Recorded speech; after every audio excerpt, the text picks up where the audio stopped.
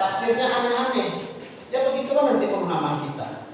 Maka selalu saya sampaikan, belajar agama mesti ada gurunya.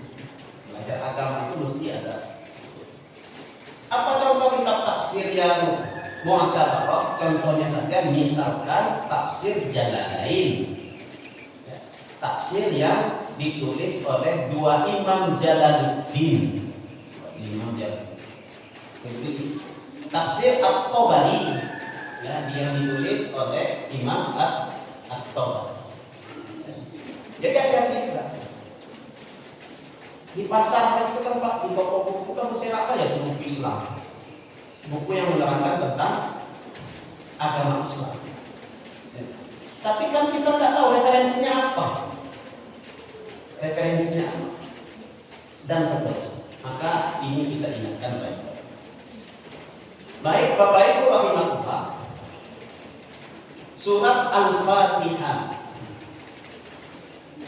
Surah Al-Fatihah dinamakan dengan Al-Fatihah jika diartikan secara letterlek pembuka, surat pembuka. Ulama mengatakan dinamakan dengan Al-Fatihah disebabkan satu adalah surat inilah yang menjadi pembukaan Quran. Satu itu. Ya. Jadi ketika buka Al-Quran, surat pertamanya adalah surat Al-Fatihah. Maka dinamakan dengan surat pembuka. Al-Fatihah, Al-Baqarah, Ali Imran dan seterusnya. Itu surat Al-Fatihah.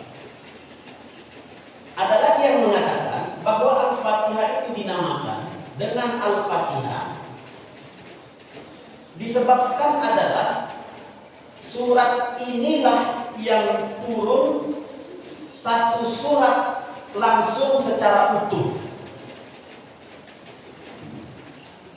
Ayat Quran itu kan Pak, dalam pengetahuan tafsir adalah turun beransur-ansur sesuai dengan kondisional, begitulah. Misal ada sahabat bertanya tentang judi, turunlah ayat yas'alunaka 'anil maisir. Ada sahabat yang bertanya tentang haid, maka turunlah ayat yas'alunaka 'anil mahid. Ya. Ada kondisi peperangan, perintah peperangan, turunlah ayat tentang jihad. Ada perintah haji, turunlah ayat tentang wa atimul hajja wal umrata lillah.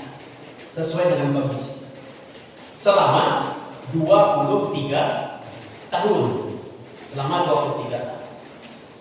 Namun Al-Fatihah ini turun satu surat secara maka dia dinamakan dengan Al-Fatihah.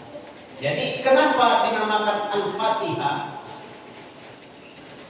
Satu, ulama mengatakan disebabkan surat ini adalah pembuka dari Al-Quran.